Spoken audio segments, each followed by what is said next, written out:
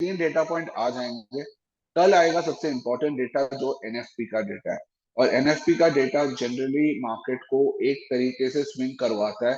तो अगले कल का डेटा बहुत इंपॉर्टेंट होगा, और कल की क्लोजिंग बहुत इंपॉर्टेंट होगी ग्लोबल मार्केट्स के लिए, सारे इंस्ट्रूमेंट्स के लिए। अगर आप देखोगे पिछले 2 से 3 हफ्ते overall apart from equity and stocks, बाकी सारा इंस्ट्रूमेंट बहुत ठंडा चल रहा है, मूवमेंट बहुत कम है। जनरली जब मूवमेंट कम होती है तब आपको एक बेसिकली एक न्यूज भी काफी है बड़ा स्विंग करवाने। ठीक है, तो हम देखेंगे एक एक करके कि क्या एक मोमेंटम समझेंगे मार्केट का। तो पहले हम देखते हैं, एक मार्केट का रिव्यू ले लेते हैं। तो डॉलर में अभी भी थोड़ा सा वीकनेस दिखाई दे रहा है, पर मैं अगर ओवरऑल 30 मिनट चार्ट में देखूं तो डॉलर थोड़े सपोर्ट पे है यहाँ पे। और अगर ये सपोर्ट कंटिन्यू कर सकता है तो मेरे हिसाब से ब्रेकआउट 104.15 के आसपास है। अगर वो 104.15 तक जा सकता है तो एक ब्रेकआउट दिख सकता है डॉलर में अपसाइड की तरफ। और अगर आप देखोगे ओवरऑल यूएस डेटा काफी स्ट्रांग आया है अभी तक लास्ट फ्यू वीक्स में। अगर आपको कल एनएफपी स्ट्रांग दिखता है तो मेरे हिसाब से 100 पॉइंट का मूव कल डॉलर में आपको 104 की तरफ दिख सकता है ऑन दी अपसाइड। सेम चीज अगर एनएफपी नेगेटिव आए तो आपको ये वापस 101 की तरफ जाता हुआ दिख जाएगा dollar over the next few months. पर डेटा बहुत इंपॉर्टेंट है, तो उस हिसाब से आप डॉलर का मूवमेंट देखना। अभी अपवर्ड्स ही चल रहा है, बट अगर ये 102.5 का लेवल नीचे की तरफ तोड़ता है तो डॉलर में थोड़ी सी मंदी होना शुरू हो जाएगी। ठीक है, तो डॉलर में जो भी ट्रेड करे इस हिसाब से डॉलर ट्रेड करना। अगर आप डॉलर डिनोमिनेटेड करेंसीज पेयर्स देखोगे तो आप देख सकते हो कैड अपना काफी नीचे आ चुका है पिछले कुछ हफ्तों में। और अगर अपन डे चार्ट खोले इसका तो आप देख सकते हो कि ये वन साइडेड नीचे आया था। अब थोड़ा सा कहीं ना कहीं सपोर्ट लेने की कोशिश करें इस 31 से 32 के लेवल के बीच। और अगर आप बाइंग करना चाहते हो तो ये 31 से 32 का लेवल बहुत ही अच्छा है बाई करने के लिए। यहाँ पे आपको रिस्क रिवॉर्ड भी अच्छा मिलेगा। अभी थोड़ा सा रेजिस्टेंस की तरफ है, 133.2 पे एक अच्छा रेजिस्टेंस है, एंड 133 पे भी थोड़ा अटक रहा है। तो जब तक ये 133 133.20 पार ना हो जाए तब तक कैड में एक अच्छा अपवर्ड मूवमेंट देखना मुश्किल है। और 131 के नीचे कैड सेल हो जाता है, वहां से और नीचे जाने की संभावना बढ़ जाती है। तो अगर आप कैड में ट्रेड कर रहे हो, देखो कल एनएफटी में जनरली मैं आपको एक ट्रेड सेटअप देना चाहता हूँ कल के लिए। एनएफटी में 1 मिनट के अंदर पूरा मूवमेंट हो जाता है। अगर आप देखोगे अपने पिछले कुछ एनएफटी कभी ट्रेड किए होंगे, एनएफटी अगर नॉन इवेंट होता है तो एकदम से ढल जाता है, कुछ ज्यादा होता नहीं है। बट एनएफटी जब इवेंट होता है तो वो इवेंट पकड़ नहीं सकते हो आप। तो जैसे एक साइड आपका मूवमेंट होगा, तो अगर से डॉलर 103 का 104 हो गया, वो 1 मिनट या 2 मिनट के अंदर हो जाएगा, तो आपको उसके बाद आप मूव नहीं ले पाओगे।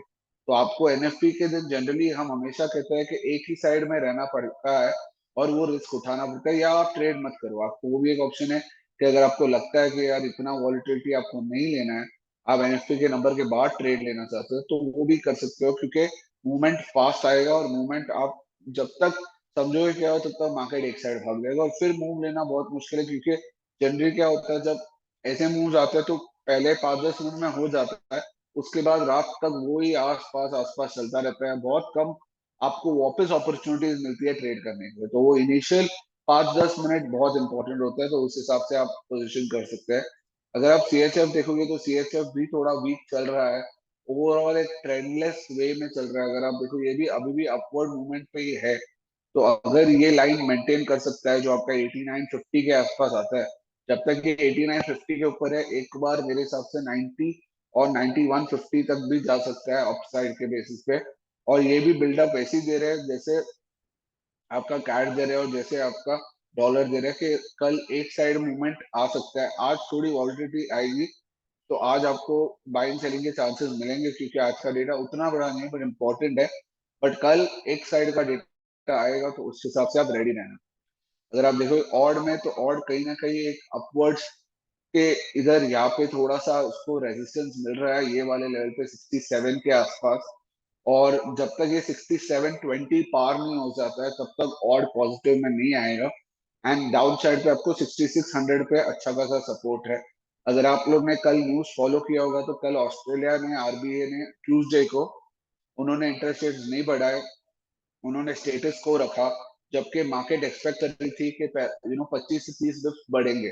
तो ये एक कहीं ना कहीं एक सरप्राइज था। और अभी मैं, जैसे हमने एक बार एक वेबिनार में डिस्कस किया है कि सारे कंट्रीज अलग अलग इंटरेस्ट रेट पॉलिसीज पे चल रही है, तो मार्केट बहुत इंटरेस्टिंग हो गया है, बहुत वॉलेटाइल हो गया है करेंसी मार्केट स्पेशली, क्योंकि करेंसीज में interest rate is probably the most important factor. और वही फैक्टर अगर बार बार हिल रहा है तो आप समझ सकते हो कितना अलग मार्केट होने वाला है। और अगले 6-8 महीने करेंसीज में वॉलेटिलिटी बढ़ने वाली है मेरे हिसाब से, और आपको ट्रेडिंग अपॉर्चुनिटीज भी बहुत मिलेगी, तो उस हिसाब से आप अपने ट्रेड रख सकते हो। तो 6720 के ऊपर ऑड पॉजिटिव है, और 6600 पे अच्छा सपोर्ट है ऑड के लिए। अगर आप न्यूजीलैंड ऑड देखोगे तो कहीं ना कहीं ये रेजिस्टेंस पे आके खड़ा है अभी 6200 के आसपास। देखो यहाँ पे ट्रेंड लाइन है जो एक दो बार उसने फॉल्स ब्रेकआउट दिया है, बट हमेशा उसके नीचे आ गया है। तो अभी भी वो वही जगह पे है जहाँ से सेलिंग दिख सकती है। एंड अगर आप खरीदना चाहते हो तो 6100 और 60 पे बहुत अच्छा सपोर्ट है, तो वहां से अच्छी बाइंग कर सकते हो। बट अभी रेजिस्टेंस पे है। अगर ये 6230 तोड़ता है ऊपर की तरफ अभी, तो 6300 तक एक और मूव न्यूजीलैंड डॉलर बना सकता है यहाँ से। ठीक है। अगर आप यूरो देखोगे तो यूरो वो एक बड़ा मूव देने के बाद, जो अगर आप देखो कुछ दिनों में 1.1 आ चुका था, उसके बाद ये कंसोलिडेशन में है। पर इसका अप मूव और डाउन मूव अब नहीं कहा जा सकता, क्योंकि जब तक ये आपका 10930 लेवल नहीं टूटता है ऊपर की तरफ, तब तक हम इसको अप मूव नहीं कह सकते। तो अगर आप यूरो बेचना चाहते हो 10930 का स्टॉप लॉस रख के बेच सकते हो। और अगर आप बेचने के हिसाब से, अगर आप खरीदने के हिसाब से देख रहे हो तो आपको 10830 के आसपास, अगर 10830 पे मिलता है या 108 पे भी मिल जाता है तो बहुत ही अच्छा प्राइस है बाई करने के लिए। तो यूरो में अभी थोड़ा सा एक रेंज बाउंड ट्रेड बन रहा है, थोड़ा रुक के आप ट्रेड ले सकते हो यूरो में। अगर आप जीबीपी में देखोगे तो जीबीपी एक बार के लिए अभी वापस अप मूव की तरफ जा रहा है, और मेरे हिसाब से जीबीपी वापस मेरे 1.3 के तरफ बढ़ने की शुरुआत कर चुका है। 12840 बहुत ही बड़ा रेजिस्टेंस है, एक बार वो पार कर ले तो 130 मेरे हिसाब से जीबीपी दिखाने वाला है बहुत जल्द। तो जीबीपी में ओवरऑल मैं बुलिश हूँ, ज्यादा डाउन साइड नहीं दिख रहा है मुझे। 12650 का स्टॉप लॉस रख के आप ट्रेड ले सकते हो जीबीपी में। फिर चलते हैं हम यूएसडी जेपीवाई की तरफ, तो हम देख सकते हैं जेपीवाई फाइनली स्ट्रेंथ दिखा रहा है। हमने ये लेवल डिस्कस भी किया था 14480, एग्जैक्टली वहां जाके एक रिवर्सल आया है। तो मेरे हिसाब से 14250 तक वापस जा सकता है। ये ट्रेंड लाइन अभी तक मेंटेन किया है, और इसलिए मैं हमेशा कहता हूँ ट्रेंड लाइन बनाया करो, फिबोनाची देखो, क्योंकि आप पूरा मूव, आप ऑलमोस्ट 4 महीने के मूव्स आप पैसे कमा सकते थे अगर एक ट्रेंड लाइन आपने बना लिया होता। तो हमारे कोर्सेज में भी हम यही सिखाते हैं कि ट्रेंड लाइंस बना के आप किस तरीके से आप ट्रेड बना सकते हो, वो आप उसका लाभ आप क्लियरली देख सकते हो। और अभी आपको दिख रहा है यहाँ पे कि बराबर ट्रेंड लाइन फॉलो करके ये ऊपर और नीचे जा रहा है उस हिसाब से। ठीक है। इसके अलावा हम देखते हैं नैस्डैक, तो हम नैस्डैक में देखें यहाँ पे एक डबल टॉप बनने की गुंजाइश है 15200 15300 के आसपास। जब तक नैस्डैक 15300 नहीं टूटता है तब तक मेरे हिसाब से यहाँ से नीचे आने की संभावना है। पर ये 15300 टूट जाए तो मेरे हिसाब से ऑल टाइम हाई जो 16600 था उसकी तरफ बढ़ जाएगा। और अगर ये 14700 के नीचे आ जाए तो एक डाउन ट्रेंड शुरू हो जाएगा नैस्डैक में। ठीक है। फिर चलते हैं गोल्ड के तरफ, तो सबका चहीता जो गोल्ड है, गोल्ड अब एक बार के लिए 1910 और 1930 का बैंडविथ है। एंड मैं मानता हूँ कि ये 1890 भी जाके आया पिछले हफ्ते। पर अगर आप देखोगे कैंडल बहुत थिन वाला कैंडल था। ओवरऑल 1910 और 1930 का ही रेंज है। 1935 के ऊपर गोल्ड बाय हो जाता है, उसके पहले गोल्ड बाय नहीं है। अगर आप देखोगे चार्ट तो 35 बहुत ही इंपॉर्टेंट रेजिस्टेंस बनेगा अभी। एक बार ये 35-40 क्रॉस किए तो मेरे हिसाब से जल्दी 1980 का मूव दिख सकता है गोल्ड में। पर अगर ये 35-40 के नीचे है तो गोल्ड और नीचे जाने की संभावनाएं दिखा रहा है, 1900 के नीचे फिर से जाने की संभावना दिखा रहा है। तो मैं ओवरऑल थोड़ा नेगेटिव हूँ गोल्ड पे, बिकॉज यील्ड्स ऊपर आ रहे हैं। एंड यील्ड्स के साथ आप देख सकते हो कि डॉलर भी नहीं गिर रहा है। और ये दोनों जब एक साइड मूवमेंट देते हैं तो आपके लिए बहुत क्लियर है कि आपको किस तरीके से अपना ट्रेड प्लेस करना है। अब वो बुलिशनेस जो यहाँ पे हम बुलिश थे, एक्सट्रीमली बुलिश थे, वो अब हम नहीं है, बिकॉज जब से चैनल ब्रेक हुआ है तो नीचे लोअर लोज और लोअर हाइज बना रहा है ये। ओके, तो अब मेरे हिसाब से गोल्ड में अगर आपको बाइंग करने तो 1935 के ऊपर ही करनी है, वरना नहीं करनी है। ठीक है। एक किसी ने यूरो यूएसडी के लिए पूछा है एक और बार, तो मैं एक और बार दोहरा देता हूँ। तो यूरो यूएसडी में अब हम 1.1 हमारा एक अच्छा हाई था, और अगर ये 10930 का लेवल टूटता है, then we can go again towards ये 1.1 की लेवल। बट 1093 आपका लाइन इन सैंड है, उसके ऊपर एक अप मूव आता है, उसके नीचे आप सेलिंग कर सकते हो। और डाउन साइड पे 108 1083 के आसपास की बाइंग लेवल्स अच्छी है अगर आपको बाय करना है यूरो। ठीक है। तो गोल्ड के मैंने आपको बता दिया। एक बार सिल्वर भी हम देख लेते हैं, तो सिल्वर भी थोड़ा सा अभी मूव दिखा रहा है पिछले हफ्ते से। सिल्वर थोड़ा गोल्ड से बेटर लग रहा है ऑन दी अपसाइड, पर ये जो लेवल है आपका 2350 का, यहाँ पे एक अच्छा रेजिस्टेंस है। ये अगर सिल्वर पार नहीं कर पाते तो वापस मेरे हिसाब से 21 की तरफ सिल्वर बढ़ सकता है। तो ओवरऑल प्रेशियस मेटल्स में थोड़ा सा नेगेटिव हूँ, क्योंकि यील्ड्स राइज हो रहे हैं बिकॉज रेट हाइक्स आने वाले हैं, एंड डॉलर भी नहीं गिर रहा। तो ये जब ये तीन फैक्टर साथ में हो, तो आपको गोल्ड सिल्वर में अप मूव इजिली नहीं मिलता। ठीक है। अगर ऑयल देखो तो ऑयल एकदम एक बॉक्स में ट्रेड कर रहा है अभी।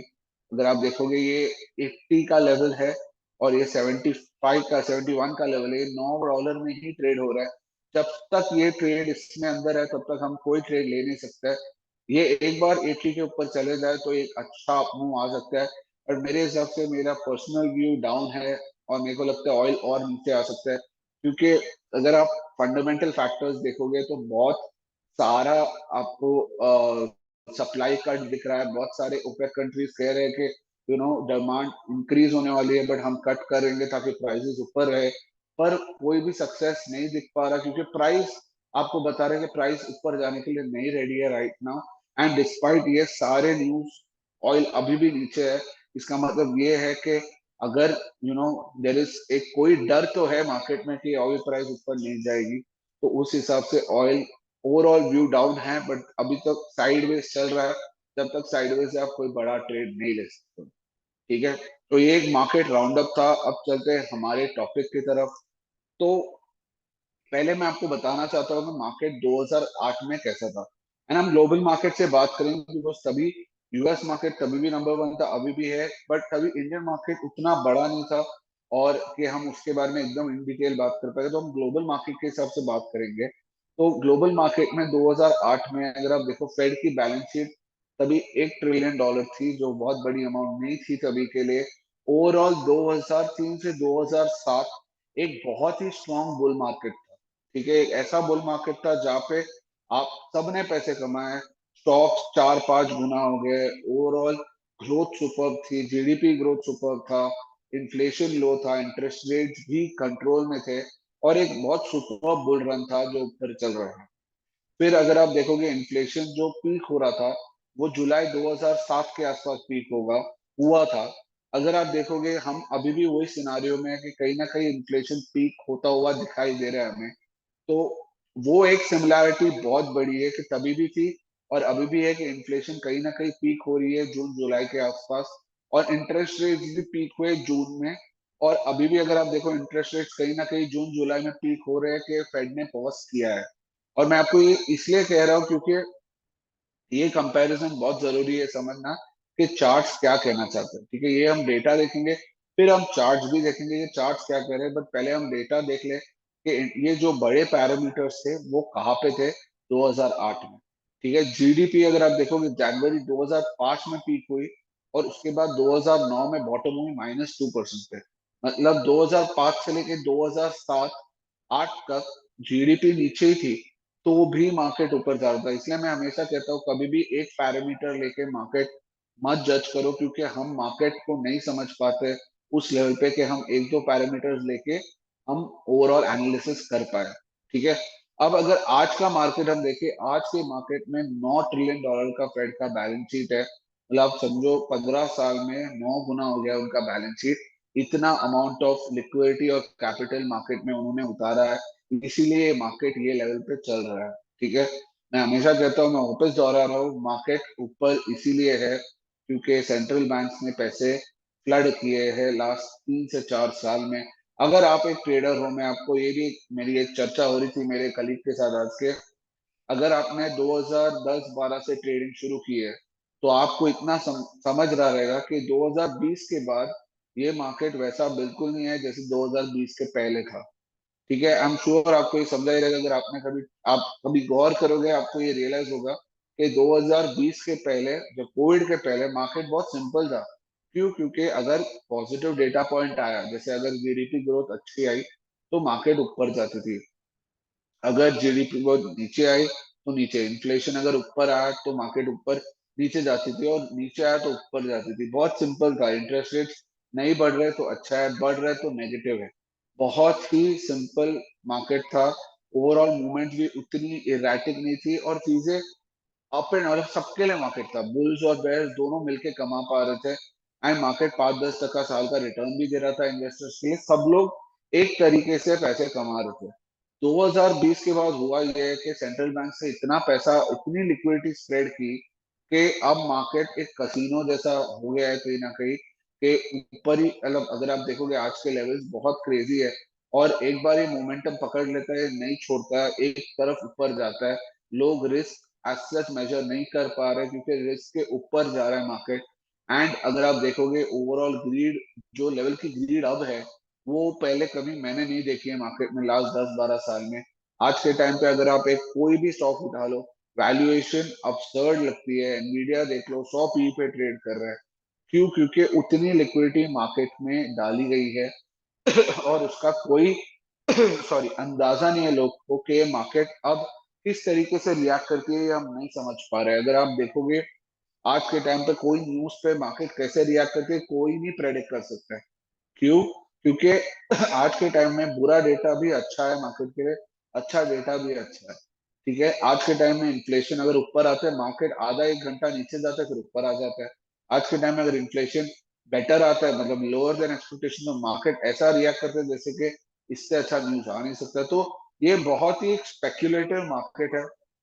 ये ऐसा मार्केट है जहाँ पे लिक्विडिटी बहुत हाई है, जब तक लिक्विडिटी हाई है तब तक आप एक डाउन मूव नहीं देख सकते हो। ये बहुत सिंपल सा अंडरस्टैंडिंग है अभी, कि जब तक ये लिक्विडिटी ऐसी ही चलती रहेगी तब तक फेड एक्चुअली कुछ नहीं करता, तब तक मार्केट ऐसा ही चलता रहेगा। और अगर फेड को कुछ करना हो तो उसके पास बहुत चांसेस थे, बट फेड ने भी कुछ नहीं किया।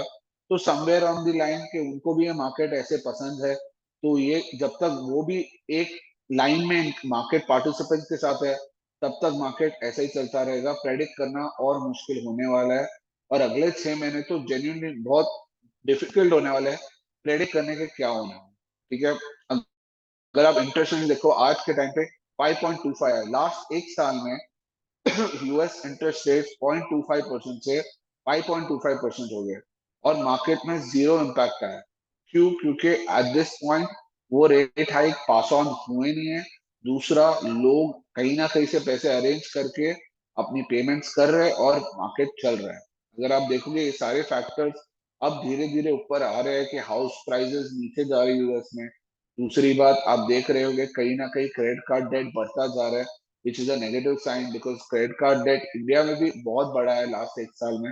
इसका मतलब ये लोग जो अपने स्पेंडिंग कर रहे हैं वो अलग लेवल का, मतलब क्रेडिट लेके स्पेंड करना चाहते, बट स्पेंड करना चाहते हैं। एंड जब तक वो स्पेंडिंग आएगी, इकोनॉमी में ग्रोथ दिखेगा, ग्रोथ दिखेगा तो मार्केट ऊपर जाएगी। ये बहुत सिंपल सा फैक्टर है, और ये जब तक खत्म नहीं होगा, या ये साइकिल जब तक एंड नहीं होता, तब तक ये बेसिकली मार्केट ऐसा ही चलता रहेगा। लोग कहते हैं मुझे कि ओवरऑल ये वैल्यूएशन बहुत अपसर्ड है, बट तो भी मार्केट ऊपर जा रहा है क्योंकि मार्केट में लिक्विडिटी है। और जब तक ये लिक्विडिटी है तब तक मार्केट ऐसा ही चलता रहेगा, और ये कोई रोक नहीं सकता। ठीक है, और लिक्विडिटी जा कैसे सकता है, उसका एक रीजन हमारे आपके सामने आज है। ये हमने कुछ हफ्ते पहले भी डिस्कस किया था, बट मैं आज फिर से करना चाहता हूँ कि यूएस की ट्रेजरी अभी गवर्नमेंट भर रही है। तो अगर आपको मैं सिंपल बताऊं कि गवर्नमेंट के पास पैसे नहीं थे, डेट सीलिंग आप उन्होंने रेस किया, अब वो लोग 2 साल में $4 ट्रिलियन स्पेंड कर सकते हैं। अभी 2 साल में $4 ट्रिलियन कहाँ से आएगा? ठीक है, ये $4 ट्रिलियन प्रिंट नहीं होगा। ये $4 ट्रिलियन मार्केट से बाहर आएगा, तो ये मार्केट से निकल के गवर्नमेंट के पास जाएगा, और जब वो होगा तो वो $4 ट्रिलियन वो लोग यूज करेंगे अपने खर्चों के लिए, गवर्नमेंट के खर्चों के लिए, जो उनका डिफेंस है, उनकी ओवरऑल इंफ्रास्ट्रक्चर एक्टिविटीज है, उनके सब्सिडीज है, ये सब यूज करेंगे, और ये $4 ट्रिलियन मार्केट से निकलने वाला है। तो जो 4 ट्रिलियन 2-3 साल पहले कोविड में आया था, अगले 2 साल ये 4 ट्रिलियन निकलने वाला है। अभी लोग को आइडिया नहीं है कि इसका इम्पैक्ट क्या होगा, और मार्केट में दिख भी नहीं रहा, पर धीरे धीरे ये मार्केट में दिखाई देगा, और जब दिखाई देगा तब आपको ये याद आएगा कि ये क्यों हो रहा है। ठीक है। इन टर्म्स ऑफ वैल्यूएशन आप देख सकते हो कि S&P की वैल्यूएशन अभी पी रेशियो ऑफ 31 के आसपास है, जो काफी हाई है। अगर आप देखो 1.3 times about the standard deviation है, इससे भी ऊपर जा चुका है। 2000 के आसपास जो डॉट कॉम बबल था, उसमें वैल्यूएशन इसके भी ऊपर थी, पर अभी हम वो लेवल पे है जो हम 2008 में थे ना, उससे भी ऊपर लेवल पे। तो कहीं ना कहीं सिर्फ हिस्ट्री में एक इंस्टेंस है जब वैल्यूएशन इससे भी हाई था, वो है 1999। तो अगर हम वही लेवल पे जा रहे हैं, और अगर हमारा रैली और 3-4 महीना मार्केट ऐसे ही ऊपर चलता रहा, तो हम शायद वो वैल्यूएशन पे भी आ जाएंगे, क्योंकि अगर आप देखोगे ओवरऑल जो अर्निंग्स ग्रोथ है वो उतनी नहीं रही है लास्ट 6 महीनों में, पर जो पी ग्रोथ है, जो आपका वैल्यूएशन ग्रोथ है, वो ज्यादा रहा है। पूरा मूव जो अपसाइड आया है वो सिर्फ एक वैल्यूएशन ग्रोथ का है, बट अर्निंग्स वही के वही है। तो जब ऐसा होता है ना मार्केट में, तो एक बड़ा सेल सिग्नल आ जाता है, एंड बड़े हेज फंड्स भी सेल करना शुरू करते हैं। उनको पता है कि ये रैली सस्टेनेबल नहीं है, कभी ना कभी ये रैली टूटेगी और नीचे के साइड में बड़ा सा सेल सिग्नल आने वाला है। इसके अलावा और भी मेट्रिक्स है जो बता रहे हैं हमें कि कहीं ना कहीं ये रैली थोड़ी वीक हो रही है, एंड हमें कॉशियस होने का टाइम है।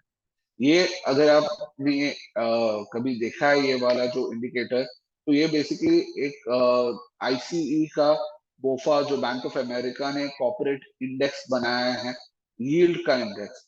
ये बेसिकली कहता है कि जब ये यील्ड ऊपर जाता है, मतलब कंपनीज बैंकरप्ट होने के चांसेस ज्यादा है, एंड मार्केट में एक रिसेशन इवेंट आ सकता है। तो अगर आप देखोगे 2020 जब कोविड था, तो कोविड में ये यील्ड 2.6 का हो गया था ऑलमोस्ट 5.5।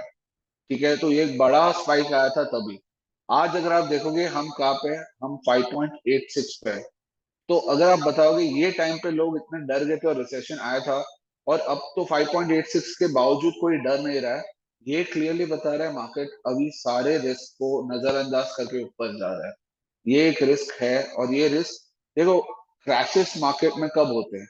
जब आप कोई चीज को बहुत टाइम तक नजरअंदाज करो, और एक दिन आप देख लो कि यार हाँ ये है, उस दिन एक क्रैश होता है। फॉर एन एग्जांपल मैं बताऊं, अगर आप अपने हेल्थ की ध्यान नहीं रखोगे, और आप सारे बुरी आदतें करोगे जो आपके हेल्थ को हार्म करे, तो शायद आपको पहला 1 महीना, 6 महीना, 1 साल, 2 साल कुछ ना फील हो। फिर जिस दिन फील होगा, उस दिन इमीडिएटली आपको आएगा हार्ट अटैक आएगा, या ऐसा कुछ होगा जिससे आपकी हेल्थ एक साथ एक क्रैश हो जाएगी, डिटोरिएट हो जाएगी।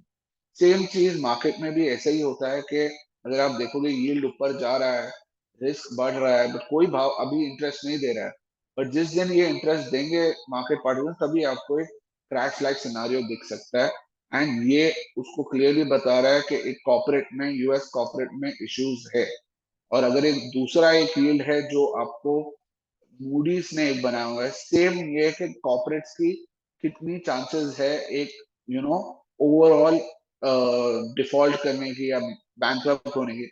और आप देखोगे ये भी काफी हाई चल रहा है लास्ट 2 साल में, 3% से अभी अराउंड 5.75 पे पहुंचा है। और अगर आप कोविड के टाइम पे देखो तो 4.29 ही था।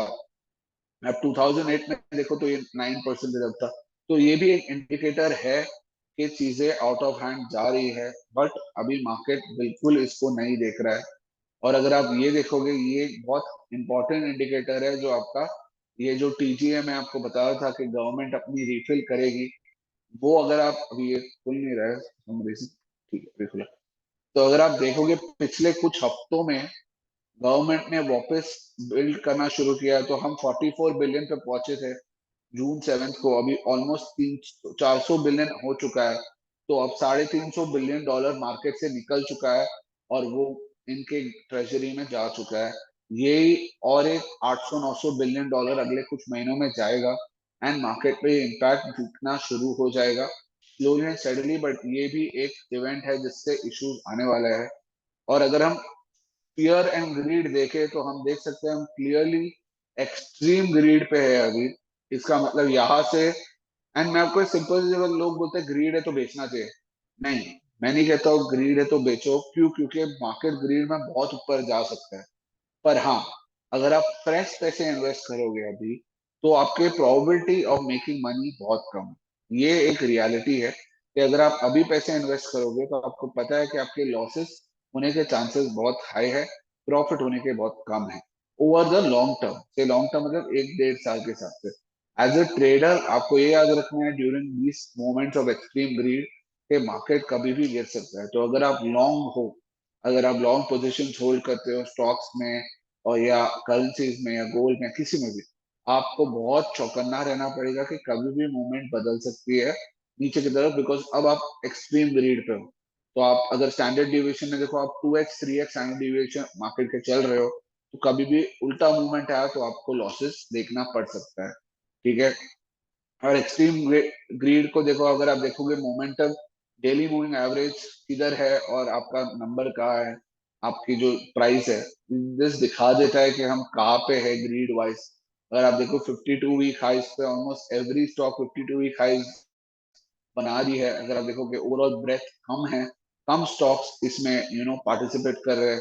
पुट्स तो मार्केट में है ही नहीं। अगर आप देखो पुट कॉल रेशियो, तो पुट्स तो मार्केट से बहुत कम है, सिर्फ कॉल्स ही चल रहे हैं आज के टाइम पे। और वॉलेटिलिटी भी बहुत कम है, अभी 14 के आसपास हम हैं वॉलेटिलिटी में। सेफ हेवन डिमांड बहुत कम है क्योंकि किसी को गोल्ड और ये सब खरीदने की जरूरत नहीं है जब आप स्टॉक्स खरीद के इतना पैसा कमा सकते हो। और जंक बॉन्ड की भी डिमांड ओवरऑल काफी हाई है जो एक नेगेटिव है। ठीक है? तो अगर हम फैक्टर्स को देखें जो हमें लगता है कि मार्केट में एक रिसेशन हो सकता है, तो पहला फैक्टर है लिक्विडिटी। तो जैसे मैंने आपको कहा, अगले 3 से 4 महीने में लिक्विडिटी कम होने वाली है। और जब लिक्विडिटी कम होती है मार्केट से, तो आपको ओवरऑल मार्केट में प्राइसेस उतने इजीली ऊपर नहीं जाते हैं। और ये आपको अगले कुछ महीनों में दिखेगा। ऑयल प्राइसेस देखो तो ऑयल प्राइसेस भी इंडिकेट करेंगे कोई अपसाइड ज्यादा नहीं है जब तक 80 क्रॉस ना हो जाए। तो ऑयल प्राइसेस भी अंडर प्रेशर है अभी, डिस्पाइट ऑल दी एफर्ट्स के ओपेक और बाकी सारे कंट्रीज चाहते हैं कि ऑयल प्राइस ऊपर जाए। प्रोडक्शन लेवल्स भी कट हो चुके हैं पर ऑयल प्राइसेस ऊपर नहीं जा रहे क्योंकि एक डर है रिसेशन का। जापान बहुत इंटरेस्टिंग, आपको जापान एक बड़ा पार्ट प्ले करने वाला है अगर ये रिसेशन होता है, क्योंकि आज Japanese stock market all time high पे चल रही है और उनका इंटरेस्ट रेट -0.1 पे है। तो जब तक जापान इस पॉलिसी में रहेगा, एक चांस है कि जापान में कोई बड़ा इशू हो सकता है एंड उससे जापानीज करेंसी पे भी इम्पैक्ट आएगा एंड ओवरऑल मार्केट पे भी इम्पैक्ट आएगा। तो जापान बहुत क्लोजली देखता, हम इस पे एक पूरा वेबिनार भी करेंगे तो जापान के मार्केट स्टडी करने के लिए। वो बहुत ही इंटरेस्टिंग मार्केट चल रहा है वहाँ पे। अगर आप जापान के बारे में और सुनना चाहते हो तो आप लिख भी सकते हैं हमें, हम उसके हिसाब से एक वेबिनार करेंगे जापान के ऊपर। क्योंकि जापान जापानीज येन सब ट्रेड करते हैं, तो एक बहुत ही इंपॉर्टेंट पार्टनर है जापान के लिए। समझना कि जापानीज करेंसी और मार्केट किस तरह वर्ल्ड मार्केट को इम्पैक्ट करती है। फिर अर्निंग्स, अगर आप देखो अर्निंग्स भी नीचे जा रहे हैं, ओवरऑल अर्निंग्स ग्रोथ डिक्लाइन हो रही है, पी ग्रोथ एक्सपैंड हो रही है। Generally not a good thing for markets. इस क्वार्टर के रिजल्ट्स में हम देखते हैं मार्केट्स किस तरह रिएक्ट करती है। तो ये नेक्स्ट फ्यू वीक्स में अर्निंग्स का हमें अंदाजा आ जाएगा कि क्या हो रहा है। जियो पोलिटिकल इश्यूज, अभी 2 हफ्ते पहले अगर आपने न्यूज देखा हो तो रशिया यूक्रेन के वॉर में थोड़ा सा ट्विस्ट आया था, जहाँ पे इंटरनली एक बटालियन रिवॉल्ट कर रही थी, रशिया के अगेंस्ट थी। एंड अगर आप देखो न्यूज सैटरडे को आया था और सैटरडे सारे मार्केट पार्टिसिपेंट्स डरे हुए थे कि मंडे मार्केट कितना नीचे खुलेगा, ऑयल कितना ऊपर खुलेगा। पर संडे तक मामला पूरा दबा दिया गया था। तो एज सच कोई बड़े इवेंट हुई नहीं। पर ऐसा एक इवेंट होने का चांसेस है जब तक ये वॉर चल रहा हो। फियर एंड ग्रीड मैंने आपको बता दिया किस तरीके से है। बॉन्ड मार्केट एक क्लियर इंडिकेशन दे रहा है कि एक रिसेशन आ सकता है। बॉन्ड यील्ड्स ऊपर चढ़ते जा रहे हैं। अभी मार्केट इग्नोर कर रहा है, जिस दिन देखेगा उस दिन ये इम्पैक्ट आने वाला है। इंटरेस्ट रेट हाइक बहुत कंट्रीज अभी भी कर रही है, यूएस और 2 हाइक प्लान कर रही है, तो 35 बिप्स का हाइक आ सकता है यूएस में, तो वो भी एक नेगेटिव होगा मार्केट्स के लिए। और डॉलर इंडेक्स एक बार मानो 4.2 के ऊपर चले जाए तो आपको एक बड़ा मूव 106 की तरफ दिखेगा, and that will signify that markets में रिस्क बहुत है एंड ओवरऑल मार्केट्स जल्दी गिर सकती है। इसीलिए हम कह रहे हैं कि 2008 और 2023 में सिमिलैरिटीज बहुत है, एंड एक चांस है कि शायद हिस्ट्री एक बार रिपीट हो जाए। एंड अगर हो, आई होप आप लोग अपने ट्रेड्स उस हिसाब से ले पाए एंड आप लोग प्रॉफिटेबल निकले डिस्पाइट वॉट एवर हैपन। ठीक है, तो यही आज हमारा टॉपिक था दोस्तों। अगर आपको कोई क्वेश्चन पूछना है आप पूछ सकते हो, वरना हम वेबिनार एंड कर सकते हैं।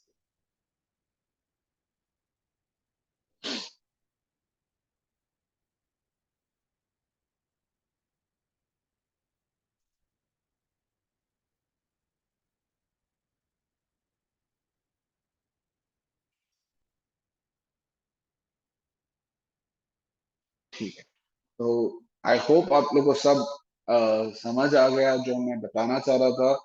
ठीक है, तो अगले हफ्ते मिलते हैं नए टॉपिक के साथ, मार्केट के बारे में भी एक रैपअप कर लेंगे। Thank you so much for attending the webinar and see you next week for the next one. Thank you everyone.